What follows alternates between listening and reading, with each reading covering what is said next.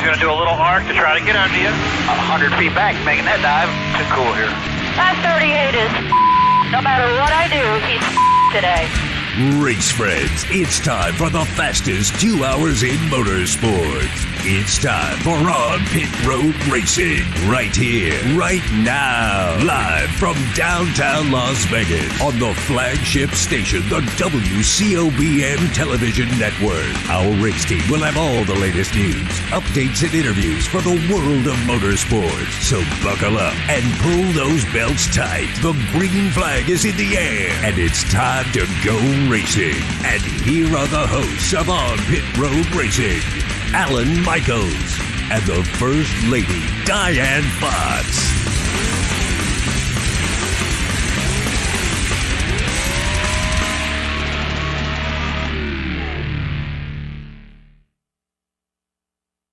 On Pit Road Racing. Good afternoon, everybody. Alan Michaels here with you from the WCOBM studios live in downtown Las Vegas, 450 Fremont Street, in the heart of the Gene Woods Racing Complex here. The Hot Shoe Hall of Fame, the Gene Woods Racing Experience, and, of course, the WCOBM. Looking good out there today. Friday edition we've added on to this week, and I'll bring in my special co-host here in just a couple of minutes. Diane, according to the intro, is not here today. We've got John, the announcer, doing our new intros for 2024 for our two new special shows. This one's starting on Friday at 4 p.m. to 4:30, a quick 30-minute recaps of what's going on. And, of course, Monday from 4 to 5 p.m. And, of course, on Wednesdays from 4 to 6. On Pit Road Racing is done right here at 450 Fremont Street in the heart of downtown Las Vegas on the WCOBM Television Network. We are streaming live on all Facebook channels, YouTube, LinkedIn, and, man, also on Twitter and Instagram. Real quickly, we want to thank our show partners, the Gene Woods Racing Experience. You can get more information online and worldwide web at gokartslasvegas.com. Woods Family Sandwiches, wfsandwiches.com for all your catering and pickup orders. The Hot Shoe Hall of Fame, HOF, and it's hotshoehof.com. Las Vegas Motor Speedway at LBMSR Home Track, Atlanta Motorsports Park down in Dawsonville, Georgia, atlantamotorsports.com. Red One Scooters at redonescooters.com, and Hammer and Harry's at 450 Fremont Street. Real quickly to let you know some specialty shows. We wrapped it up with Derek Cope this past Monday. Coming up next, we're going to do the Life and Times with Swede Savage, IndyCar racer, and his daughter Angela Savage will be all part of this program. All right.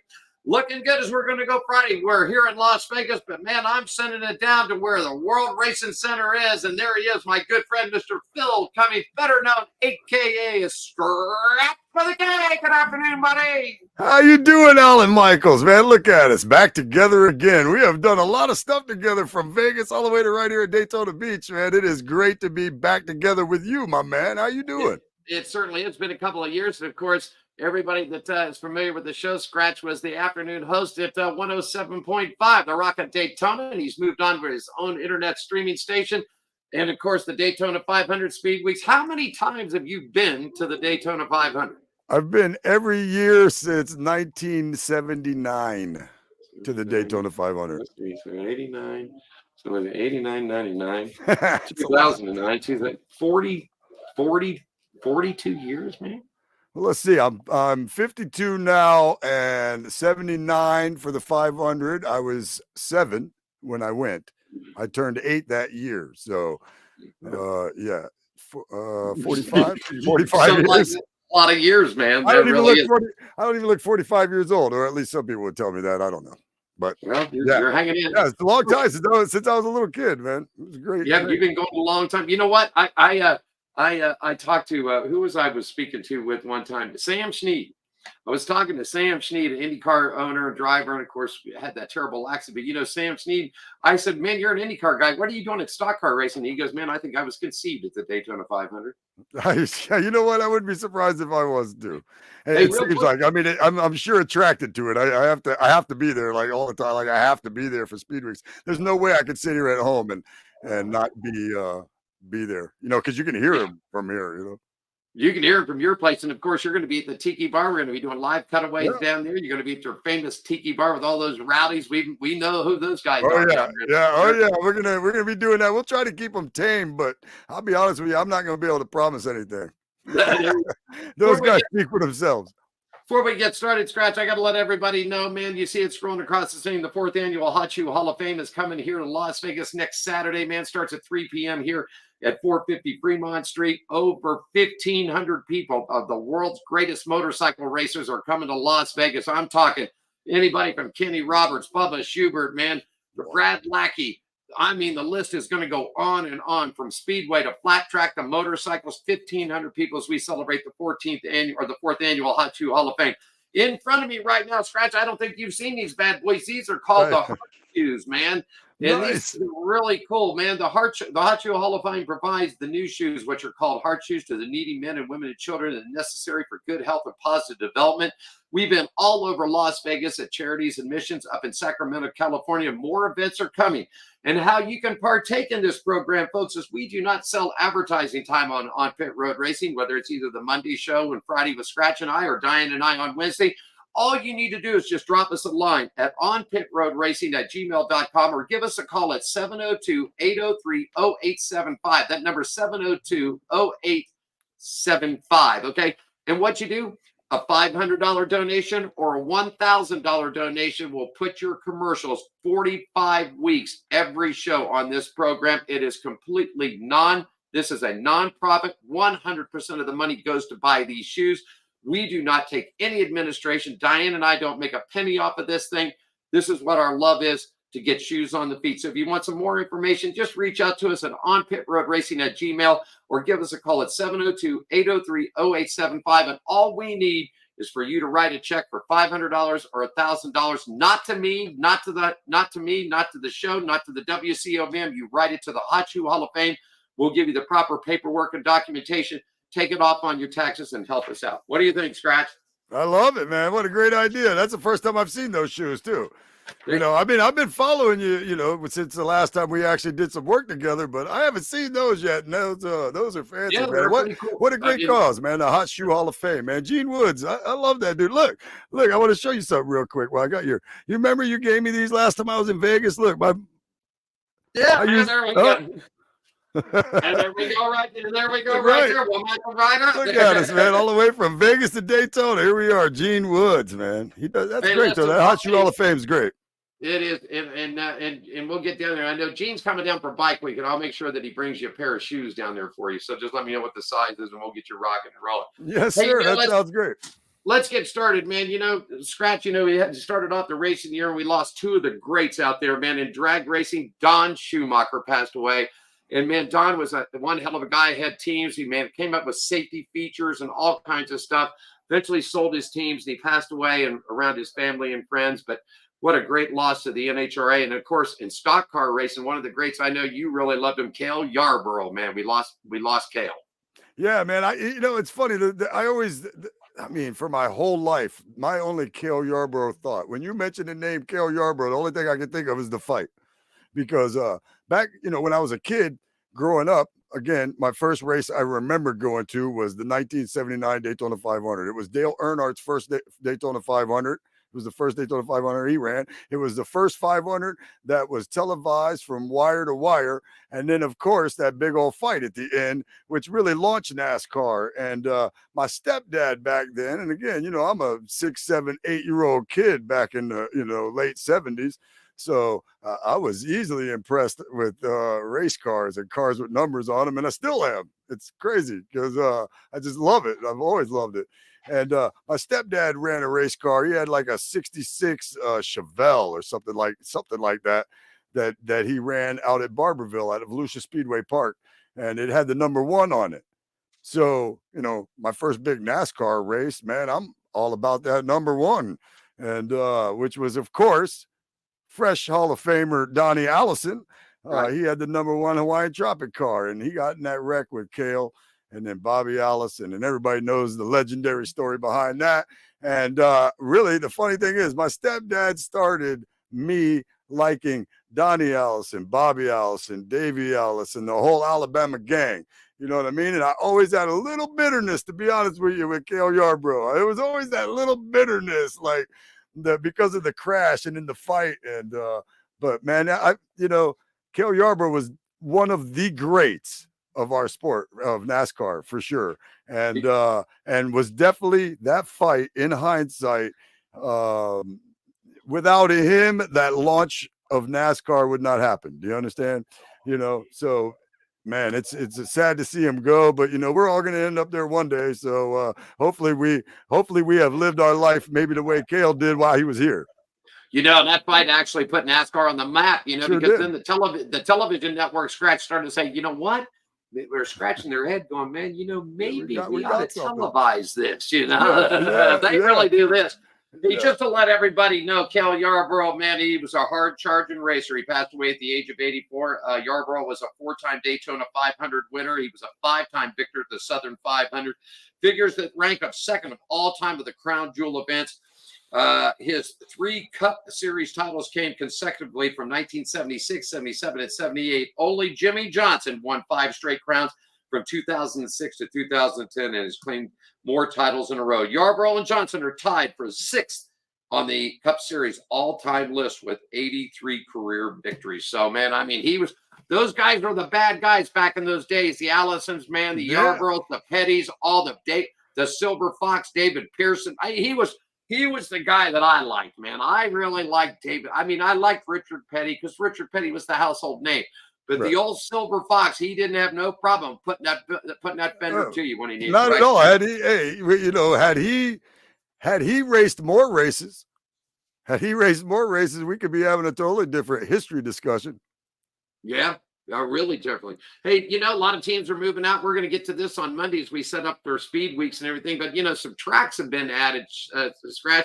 Chicago's been added. Iowa's been added. Fontana's out. They crushed the big track, and they're getting ready to put that new small track in there. Thoughts about the street race, Iowa? Anything else? The street race, I know some people don't like it and some people do like it. I'm like one of these, and then of course they're taking dirt out of Bristol.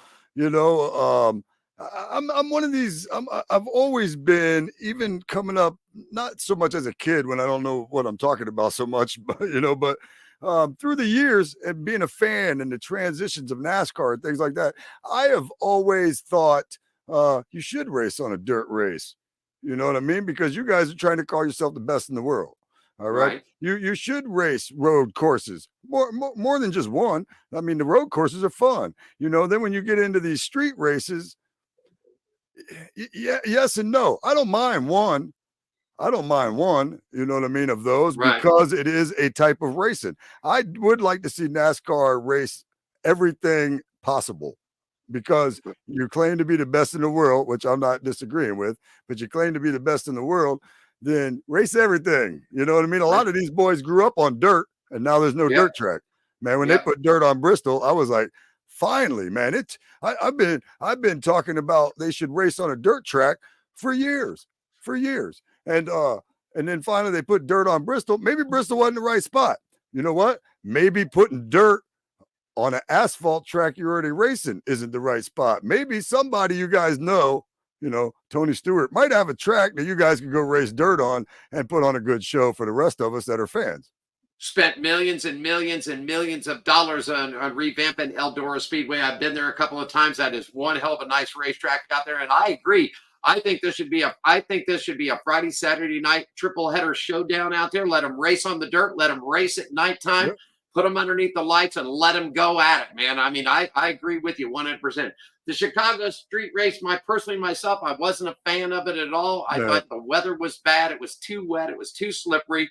I think adding road courses is fine, but adding so many of them is, I think we're getting out of what NASCAR was with stock car driving. It's almost like, I am so happy, Skratch, to see North Wilkesboro come back to life again. They just repaved it, so they're going to have a hell of an all-star. They're working on Rockingham right now. That would be, there's a couple of tracks, a couple of tracks out there. Why don't we get back into that? But here and there. So I am a huge fan of short tracks.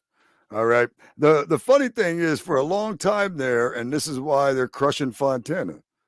a lot of cookie cutter tracks, man. Yeah. If I want to watch you race the same, I don't give a damn where you build the same racetrack. If you're going to build the same racetrack all over the country, I don't need to, that's the problem, the cookie cutter stuff.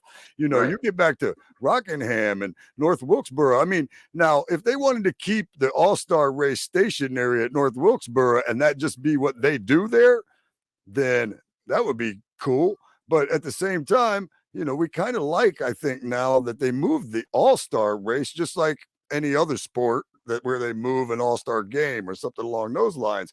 I kind of like the moving it around idea. So where does that leave North Wilkesboro? Maybe you should think about bringing that back. You know what I mean? Because there's a lot of these tracks that are a little bit boring. You know what I mean? They're a little boring. I mean, I'm watching the same race every week sometimes, Right. in some cases. You know what I mean? It's just a different atmosphere. I was raised under short track racing. I mean, that's it. I was raised under those things, and that's what I came in love with. And I got nothing problem with the speedway stuff and the big track racing. But I just think there's too many road courses in here. I think we should bring back a couple of things. I think the All-Star race should be moved around. I think every town should have a shot at the All-Star. Yeah, sure. I'm really upset the way they did with Daytona, because the 4th of July weekend was always a staple in Daytona for you down there, for us as fans coming in there. I mean, that's just the firecracker. I remember the Firecracker 400, man. You went to Daytona on the 4th of July. You cooked hot dogs and steaks. You had the beers rolling, man. And you're racing at one of the fastest speedways in the world, man. Yes. I just don't get it, man. Yes, I'm probably surprisingly a little less disappointed in that than a lot of people were, especially, me living here in Daytona and there being other, a bunch of people that I know. Obviously good friends of mine for years that go out to the track. I'm probably a little less disappointed in that than most, although the best fireworks in Daytona for the 4th of July were always at the track. So It definitely was something that I'm not going to sit here and tell you that I don't miss it, but I will say this. When they have the race now, it's not nearly as hot as it was in July. You know what I mean? So that part of it's not so bad. I mean, I remember I have been out in the infield in July at the 400 and just ice bag on my head, just melting and not doing a damn thing, to be honest with you. I mean, it's hot out there in July, but yeah, it's the best fireworks for the 4th of July were always there. And, so there's a little disappointment in it, but like I said, as hot as it is, especially with me, because as we all know, I camp out in the infield. So I'm out there, in the elements in the infield. And if it's hot, man, there ain't no air conditioning nearby. Well, it ain't no air conditioning. You're down yourself with water is what you're doing. Same way when they did the second race out here, they put it in the first week of September. And what they really didn't realize was that the first week of September here, you lived out here, you understand it's 105 degrees, man, and you're sitting in metal stands and people were getting burnt. So I remember being up in the media center as soon as the first fall race was done, and the powers to be at Las Vegas Motor Speedway are on the horn with NASCAR going, now we got to move this, man. We got to move. The people are getting burned in our stands. I mean, it just got so hot. But anyhow, that's it. Hey, here's another big one, man. IndyCar is back at the big speedway this year. No more road courses. We're going back to the 2.5 mile, the legendary Indianapolis Motor Speedway. Thoughts on that, Skratch? Yeah, I don't think they should ever stop racing it the way they were racing it. That's my thought on that period. They why would you go to legendary Indianapolis and run the road course? That doesn't make any sense at all. That's all I got to say about that, because that just doesn't make any sense. It was so legendary when NASCAR went to the Brickyard. Yeah. It was like, oh my God, they're going to race at the Brickyard. And then you put them on a road course for a few years. Come on. Yeah. Well, again, one of those places where we don't need to race on the road course, where you already have the right thing. It's called the Brickyard. You know what I mean? The Indianapolis Motor Speedway. Just like Charlotte with the Roval. Charlotte is Charlotte. Charlotte's the 600 is the longest race of the year. All this other stuff. Why are you putting them on a road course? You already got a cool thing going on. You're Indy. You're Charlotte. You don't turn the tricks. Let these other tracks do that. You know what I mean? Let these other tracks that don't already have their thing. Let them do their thing. Or, go to road course that you want to go to. You know what I mean? Something along that, like they've been doing with like Road Shoot, we're America, gonna do that, and let's go to Laguna. We're gonna go that route. Let's take them to Laguna Seca, man. Let's put them on a corkscrew. See what the hell they can handle that, man. Right. I'd rather see that than you go someplace where I already love, like a Charlotte, and then put them on a road course at a Charlotte, or even here when they were. I mean, I understand that doing it here, COVID. I mean, I get what it was kind of neat to see it here, but it's only neat. It's neat to see it as a gimmick. I don't want to see anybody. I don't want them to like turn the 400 into a road course here in Daytona, because that would, not be. Daytona is Daytona. We'll let them Rolex cars run that road course. Yeah, and half the track too. Yeah, I agree with you. I mean, I understand that the residents in Chicago are not real happy about this, because what is a Grant Park that they shut down where all the major activity is of this thing. I mean, I don't know. I mean, I wasn't impressed with the racing. I didn't think it was that good. I think the weather had a lot to do with it. That NASCAR's really never worked the rain tire thing out, because they've just never really come close to having it. I mean, they put windshield wiper blades on the road cars and all this, but I don't know, man. Formula One is road course racing and some staple tracks that they do have, but most of it road course racing. IndyCar pretty much the same. They're back basically only down to 2 or 3 ovals left that they run on anymore. Indianapolis, Texas, and Iowa, pretty much everything else is a street or a road course in.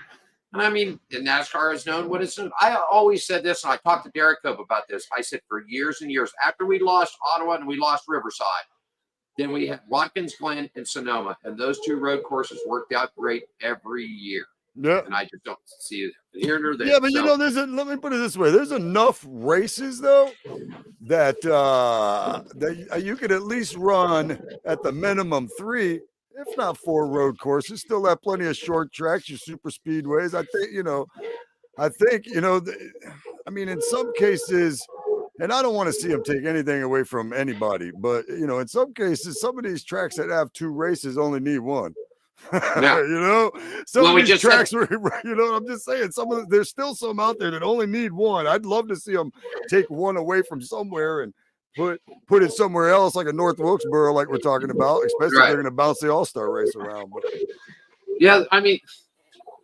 Yeah, what are you going to do? Well, we said this. Michigan lost a race this year. Pocono tried that doubleheader thing on a Friday or a Saturday, Sunday, but that didn't work out with the guys, because then if you crash cars, you got to bring out the backup car, then you got to go through this and go through that. So that didn't work out well. That doesn't even make sense, does it? I mean, it really doesn't even make sense. Hey, listen, we got to take a quick break here. I got to pay a bill or two. When we come back, we're going to look at see who Skratch thinks is going to be hot in the 2024 season. We'll do that, and we've also got some comments about the charter, because the NASCAR charter ends this December. So will they pick it up or not? More with Skratch and I on Pit Road Racing, live from the WCOB. We'll be back in 90 seconds, everybody. Las Vegas, Nevada, where everything seems to move a little bit faster. Like a lot faster. Like 200 miles an hour faster. It's more than a race. It's full throttle insanity. The drivers aren't the only ones on the joyride.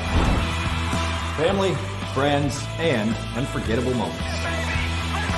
I'm talking full throttle mayhem. I'm talking NASCAR in Vegas. What could go wrong?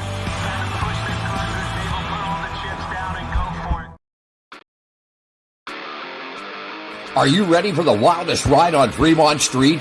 The Gene Woods Racing Indoor Go-Kart Track Experience.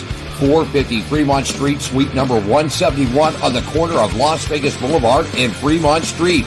Open 7 days a week, noon until midnight. Strap yourself in, pull your safety belts tight, and feel the power and the speed at the Gene Woods Racing Indoor Go-Kart Track Experience, downtown Las Vegas, Fremont Street, 450 Fremont Street, suite number 171, right on the corner of Las Vegas Boulevard and Fremont Street. What are you waiting for? Log on, get your tickets now. It's time to go racing at the Gene Woods Racing Indoor Go-Kart Track Experience, 450 Fremont Street, downtown Las Vegas. Back at you, looking at about 23 minutes after the hour on a Friday at TGI of the weekend. Alan Michaels live in Las Vegas, Nevada. Skratch with the K down in Daytona Beach, rocking around with us, man. We do it each and every Friday, 4 to 4:30. Skratch is back with me on Monday for a full 1-hour show. We'll get you lined up and set and ready to go. Coming up on the Monday edition, Skratch and I are going to review the season and see where everybody's at and everything else. And speaking of it, man, you got any hot contenders this year, my friend? Any hot contenders at all? Man, I'll be honest with you. Of course, I'm gonna. As a fan of Martin Truex Jr., he's always in the mix. Seems like. So I'm gonna definitely go with him. But I got to tell you, this is gonna break my heart to say it. Oh no. Yes. Yeah, this is gonna break my heart, man. I hope nobody's watching that knows me.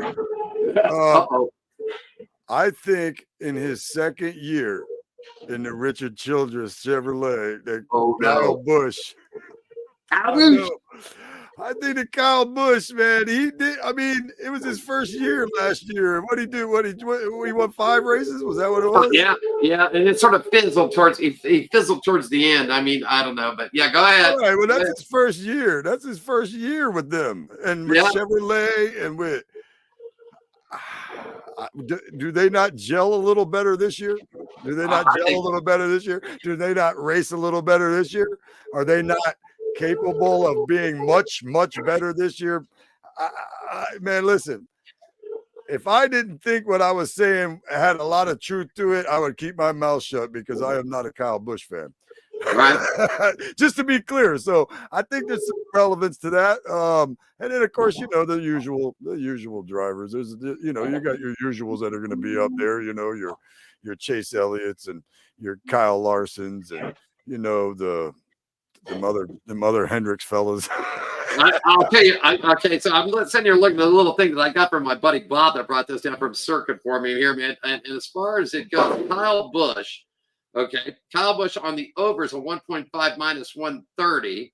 That's if he hits all the 30. He's got to run the 33 races in his over and his under. He's 1.5 over. He's 1.5 under 1.5 minus 130 on the over, plus 100 on the up. So we'll see. I'll tell you who you better watch out for this year.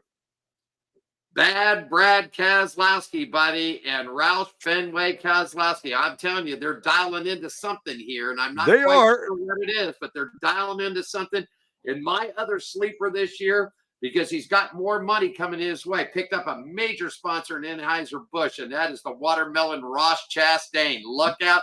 You might not like his style, but by God darn one thing, man, he can wheel an automobile, and he's got some money behind him this year. Man, I love that dude. I'm gonna be honest. When Martin Truex is done, I think I will fully commit to Ross Chastain. Not just because of the number one, by the way. I'm just gonna let you know. I've always kind of rooted on the number one. But I think he had me at that video game move that he made running into the. I'm like, this dude's a nut. I love him. And then people started not liking him, which made me kind of like him a little bit more. And to be honest with you, I think you're right. Now he's got money behind him, like money, like that beer money, So that's definitely gonna carry. He's got that. He also picked up a big. He picked up a big insurance firm that's coming along with him too, man. I mean, he's got some big. That team is going to get stacked. I'm telling you. Yeah, I agree with you. And Ross Chastain is going to be. I think Ross Chastain is going to be a contender this year. I agree with you. I agree. I've never been a Kyle Busch fan, okay, but he had one hell of a rookie. I shouldn't say for Childress, his rookie season with Childress, not a rookie for him, but a rookie inaugural season. Therefore, with that, and I think too. And if you've noticed, if you've been following along, boy, the sponsors keep tagging up on Kyle Busch, tagging up. He just released 2 more. Got a bourbon company coming on, and another coffee company that signed on with him today too. So Kyle's got some money, but Ross Chastain, look out, because that Anheuser money, that then health money, that's some big bucks right there, man, coming in, and that's the money makes it roll, bro. Let me put it this way: that Anheuser-Busch company don't put their monies on cars that lose. Yep. Look back in history. We can go all the way back to, who did we mention earlier? Cale Yarborough. Yeah. Car. We can go all the way back to wherever you want to go to. That Anheuser-Busch company, they don't put their name on losers. And so you got a point right there. I feel like, and like I said, he's if there's a second favorite driver, I guess we're allowed to have those. Yeah. Yeah, but Truex, he's about to come to the end there, and I got to have somebody else to root on, and it's the watermelon man, Ross Chastain. And I can't disagree with you there. I just knew, when you asked me that question, Kyle Busch's second year with Richard Childress with what he did last year came to mind first, and it makes me feel nasty. I'm out the shower. Go take a shower after that. Yeah. Hey, I sort of got to respect that. I've interviewed Kyle on good days, and I've interviewed him when he's not a happy camper at all. And I mean, that's not a good sign when you're down there and he walks up and you can tell that frown on the face, and it ain't going to be a good day. Yeah. But last year, and speaking of the Daytona 500, he did a pre-race thing, and I found my respect for Kyle Busch after this interview. Quote: Kyle Busch said, "I would rather have people dislike me for who I am than like me for who I'm not." That goes for me as well. Yep, there you go. I mean, that goes for me as well. I'll tell you another one I'm going to watch out for this year. Rookie Stewart-Haas Racing. Josh Berry coming over for Earnhardt from Junior Motorsports. And I'll tell you the reason why I like him so much. Tony Stewart picked the kid because he said, "I'm picking the kid because he's got talent, not because his daddy's bringing a big checkbook, man." And I got to take it off. I got to take it off to Tony for that one, man. Hey, Tony likes a racer, man. This dude's a racer. You know what this is going to turn out to be? The biggest robbery in NASCAR history. The robbery of Josh Berry. Josh Berry has been stolen from plenty of people that could have had him. Is what I'm getting at. Plenty of people could have had him. He filled in a couple of times for Hendricks. He looked great. And that's why he got signed, and that's why he got this spot. And I'm going to tell you right now, they stole him from somebody. Somebody else wanted him. Somebody else needed him, and they stole him, and they got him. And I'm going to tell you right now, Josh Berry in a Stewart-Haas racing car is going to be I can't disagree with you on that either, Alan.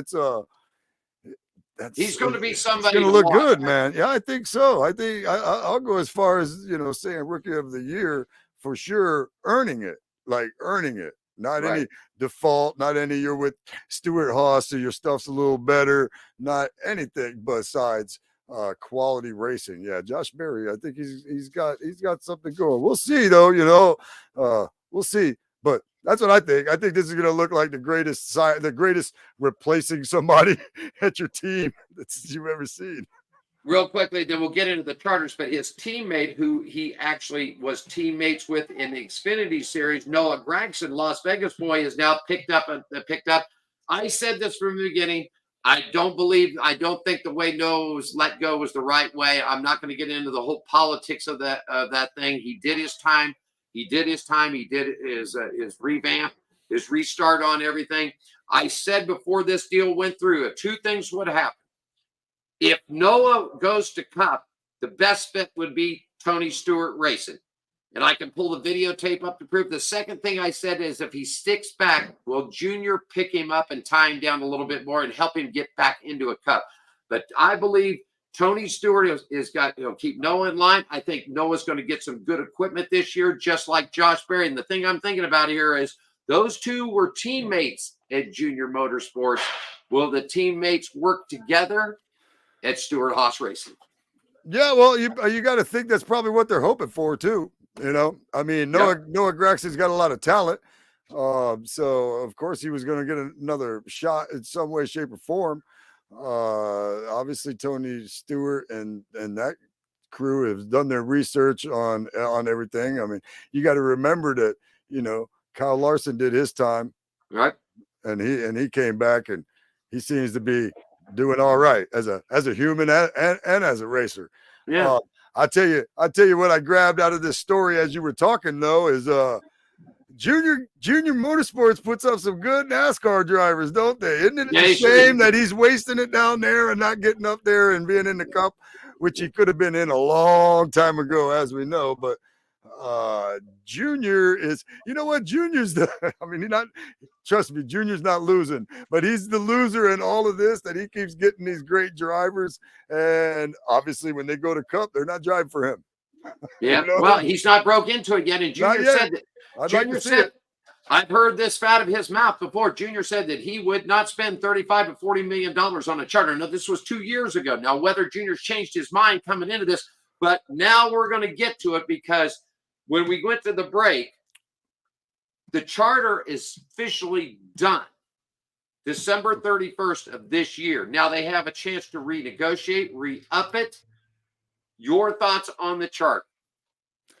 Okay, I think you and I have talked off air a little bit about what I thought. And what I thought is a little more like the old school way, a little more like the old school way. Okay, we're going to get back into what I said a little bit earlier, where these guys are supposed to be the best in the world. They claim to be, they want to be. I'm not disagreeing that they are.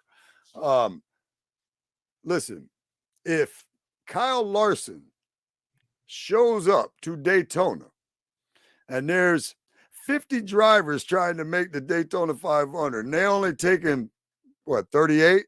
Is that 40? 40. Okay, 40. Right. And they're only taking 40. Okay.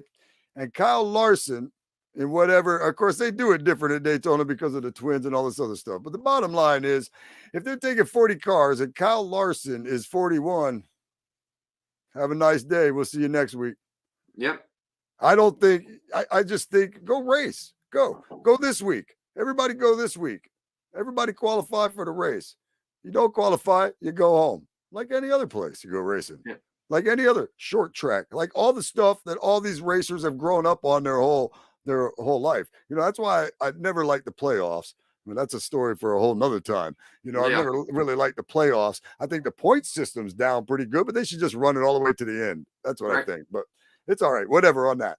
But again, same thing with the racing. And I know people are going to disagree with that too, but it is what it is, man. If we show up every week and you make the race every week, just like you qualify good every week, just like you are consistent every week, man, it all factors in. It all factors in. You know what I mean? If you go out to the Daytona 500, we'll just keep using Kyle Larson for an example. You go out in the Daytona 500, lap one, you crash, you're last, right? Right. Okay. So what's the difference between that necessarily and you being the 41st qualifier and not making the race? You know what I mean? So what, with one lap difference, you know, your first lap of Daytona, you crash, you're out. Well, that counts. You're out. So why not do the same thing with qualifying, man? Bring whatever, 40, 50, 60, whatever, whoever wants to show up and try to qualify. And if you don't qualify, you don't race. That all just factors into the point somehow. And eventually, you know what, it's the same for everybody. And eventually at the end, you still end up with a champion that followed the same rules as everybody else. Well, I'm going to lead into this because this whole thing got started with Bob Kaufman, okay, who was the big money behind Michael Waltrip in his day, back with the Aaron's car, the Lucky Dog, and all that. And Kaufman sort of put this thing together, stating that the charter would save teams more money this way. That if they got involved into this, that they wouldn't be spending so much money. Well, that didn't turn out to be, because two and a half, 3 years ago, it cost you $280,000 to put a cup car on the track. That's full dressed, ready to go. You paid your entry, everything's ready to go. Okay. Now it's over. Now it's $700,000 to put a cup car on. So where did the expenses cut in the expenses? That's part of this too with the charter. All it did was take 3 teams or 4 teams and put 3 and 4 cars together. So if you look at it that way, half of the field is covered by 3 teams. So I mean, come on. I remember going to Bristol, Richmond, Martinsville, and Atlanta and see qualifying Skratch, and there was 50 to 55 cars there. They'd have to run qualifying the second day on Saturday. Then they'd run the Busch. Back in the day, it's Busch Grand Nationals. It's a short tracks. They ran modifieds or whatever for that day. But get rid of this charter stuff. Get rid of the charters. I also think that Dodge needs to, or that NASCAR needs to lighten up and let Dodge back in. If they want to run a Hemi, let them run a Hemi.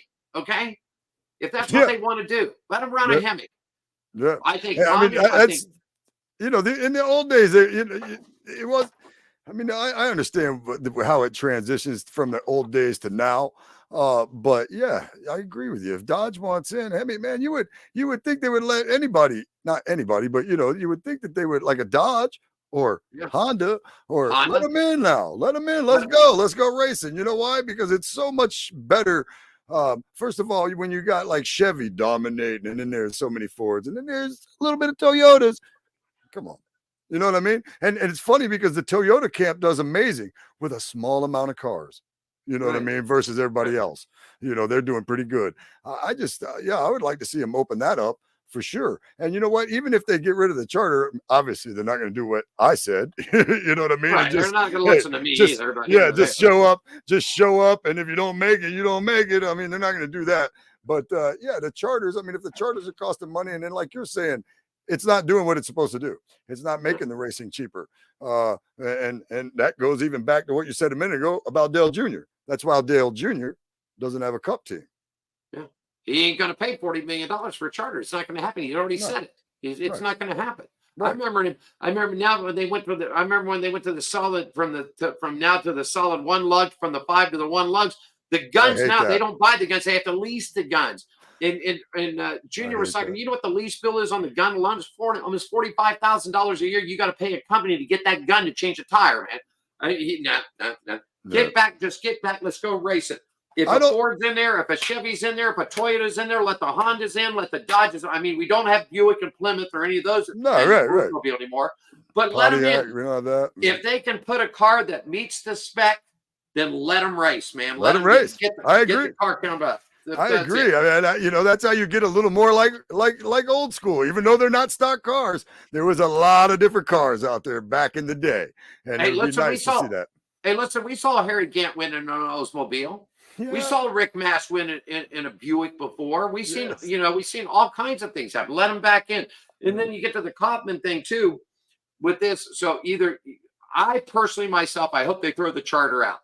I wish they get rid of the charter, and I wish they get rid of stage racing and just race. Okay, no half. Me too. I don't really like that either. I don't like the stage racing so much either. No, I don't like the stage racing, and of course, again, I'll mention I don't like the playoffs. I just don't like them. Just let them. Yeah, at the end of the season, whether the finale is in Miami, the finale's in Phoenix, or here, Daytona, doesn't make a difference where the finale's at. At the end of the season, whoever has the most points wins the title. You know, if you want to take those playoff races, or what, if you got rid of the playoffs, if you want to take those last playoff races and you want to give more points for the win, make those races worth more, you know what I mean? That'd be one thing, and then just eliminate the playoffs. But if you win more of those races, you get more points, so maybe that helps you come from 4th to, 1st or whatever. Finally here, man, you were sort of disappointed on this. They made an announcement that Tony Stewart's and Ray Everham's SRX series has now canceled for its 4th year. They will not run, whether it's a TV deal, not enough cars, not enough tracks. But sort of the flip on this whole thing was it wasn't a day after that our old buddy Mr. Kaufman and Ray Everham, they announced what's coming back, Skratch? The IROC series is coming back. That part I love, though. Yeah, I like this. That part I love. I'm sad to see SRX go away. I think that was cool too. I really, to be honest with you, just thought that was going to end up being like it would transfer into like an IROC series, which I guess it did and it didn't in a sense. They just kind of it's Tony Stewart's over here and these two go over here and they buy IROC and now we got IROC racing again, and that's the way that is. Yeah, right. So now you got Kaufman that the company's going to be headed out of Mooresville, North Carolina. No manufacturer has been decided yet, so we don't know if they're going to run a Ford. They're going to run. Here we go. That'd be a good one. That would be a good one for Dodge. Yeah, I'm just going to say right there you go. Put them all in Dodge. Put them all in Dodge RTs, man. You got a Hemi hitter. Oh yeah, there we go. There you go. Dodge wants back. Jump on this IROC series. Let's go. Yeah, man, somebody needs us to give a call to Kaufman and Ray Everham and say, listen, you need to work out a deal with Dodge right now and say, we got either the Hellcat, the RT, the Challenger, or the RT. Either which one of them. Let them run the Hemis in them and let them go. Man. Let them go. I think that'd be a great IROC car, to be honest with you. Don't get me wrong. I'd like to see them in NASCAR, but hey, if NASCAR doesn't want to play ball that way, maybe the IROC series does. That'd be great. I would love that. I think that'd be awesome. I'm really happy that's back, though. You know what I mean? Like I said, I'm a fan of Tony Stewart because he's just one of those guys, man. You can't help but love him if you're a race fan. Yeah, so that part of it, the SRX, I thought that was really cool too. But I think the IROC coming back is going to be amazing. And I just remember as a kid, those races were great when I would go to the track. I would love them because, it opened my diversity towards other racing, other drivers that I didn't, like the Paul Tracy out there. Like I knew who he was, but I didn't really watch Indy cars and stuff like that or whatever. Al Unser Jr., and Earnhardt, side by side. Man, that's some good stuff, man. That's some good stuff. You kick a couple, if we could get it worked out to where the time-wise, you get a couple of the F1 drivers to come over, maybe a couple of guys from the World of Outlaws into it. And instead of running it, because you remember IROC was always run to Talladega, Daytona, Michigan, the big track. Now, let's take one to a short track, man. Let's take one to a short track. Put the Dodges out there and let them go on that track. Take them Martin's. No, okay. Now we just said it. You want to have the IROC series? They just get ready to repave. Take them to Rockingham right there. Take those cars down to Rockingham and let them go out. Now that would be an IROC race right there. Yeah. 15 of the greatest drivers in the world and Dodge with Hemis on them rocking the rock in Rockingham, man. That would be just something there. Yeah, man. Once again, mix it up a little bit this time. When you do it this time, mix it up a little bit, man. Let's see what these guys can do on a short track that ran Indy cars or F1 cars or whatever, and vice versa. There's other places you could go. I mean, you could run these things on a road course at least once, and you know what I mean, and see what happens, man. You know what I mean? I'm all about whatever might happen if they do Put this. it on a road course, and then here you go again. Now we could go right back to Tony Stewart's Eldora, man. You could take him up there and run a Saturday night IROC underneath the lights on the dirt with the Dodges and the Hemis, man. There we go. Man, you got me excited for something that's not going to happen right there. I'm ready to buy tickets for it. And I'm like, oh, it's not. We're just talking. Boy, just think if we had about 25, 30 million in a hole right here, boy, we could go to Dodge and say, listen, we got a series for you right here. Yeah, right. You want a series now, man. Let's get at it. That'd be great. Coming up this weekend, man. I was trying to think, we're a couple of weeks away. You're in Daytona. So next week we're going to preview Speed Weeks, right? That's what we're going to do next week on Monday. Yeah, man. We got the Roar of the 24 is going on out at Daytona International Speedway right now. I talked to my cousin before we went on the air, and I might go out there for a little Roar of the 24 tomorrow night. That's a good thing about living here is, man, it's right up the street, and if your boy calls you, he's like, hey, man, you want to go to? Yeah, of course you do. So we go. And then next week, I'll be in there for the Rolex 24.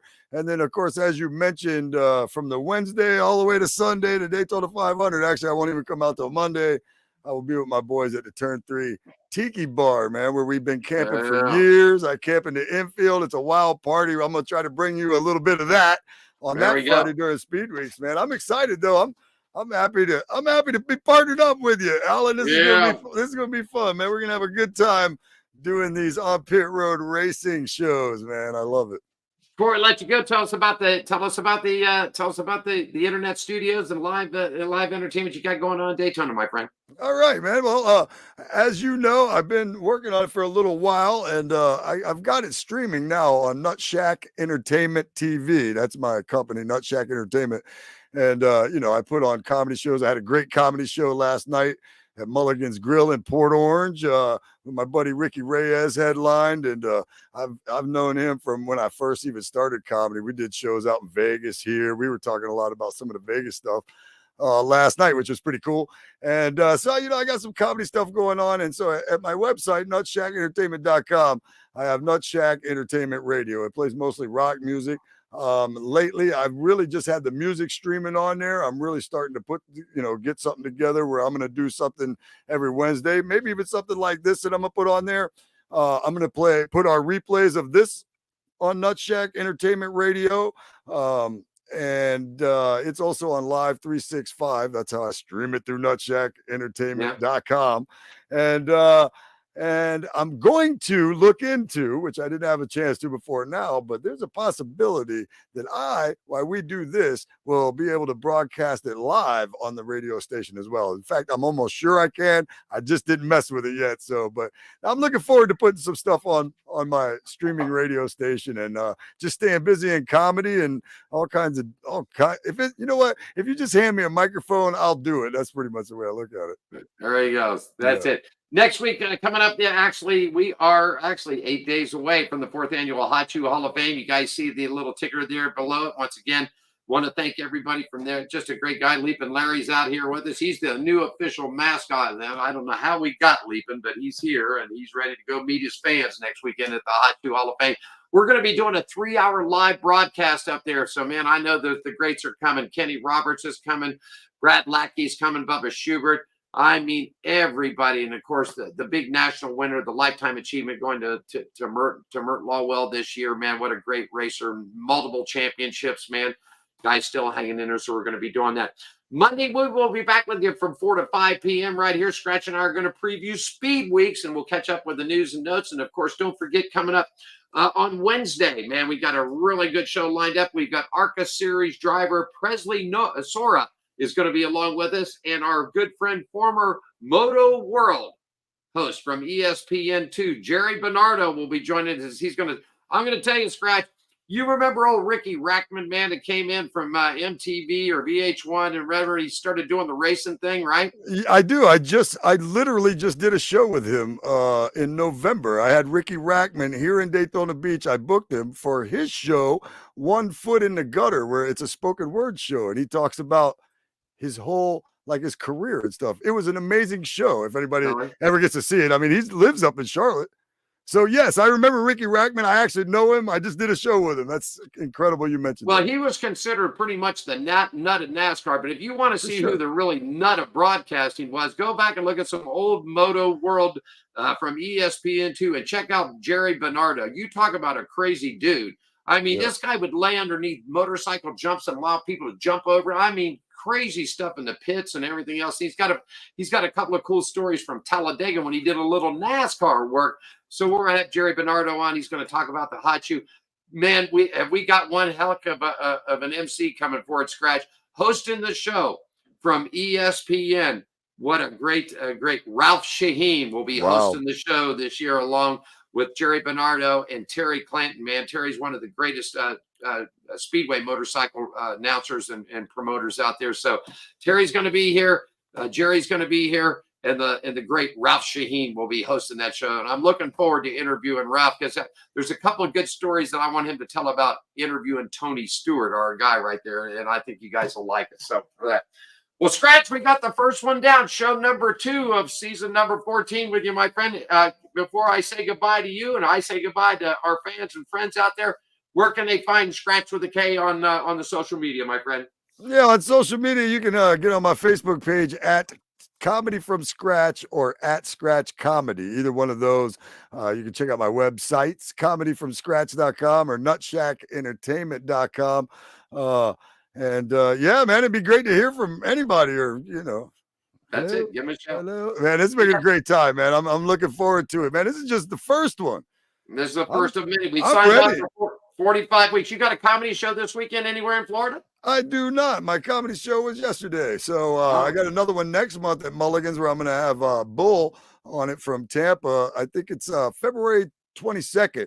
We're moving it a week. We usually do the third Thursdays at Mulligan's, but I think the third Thursday of next month is the duels. So I won't be doing comedy next Thursday. I mean, next month. Next month on that You'll be at the Dark Tiki Bar. That's where you'll be. That's where I'll be at the Tiki Bar, kicking him back. You got it. Skratch will be back with me on Monday, 4 to 5 p.m. for On Pit Road Racing. We'll get you set for Speed Weeks in Daytona, my friend. It's now time for me to hit the magic switch and call for John. Ready to go for us, man. Having a great day out there, Skratch. Appreciate you joining us. Thank you. And we'll see you next week coming around.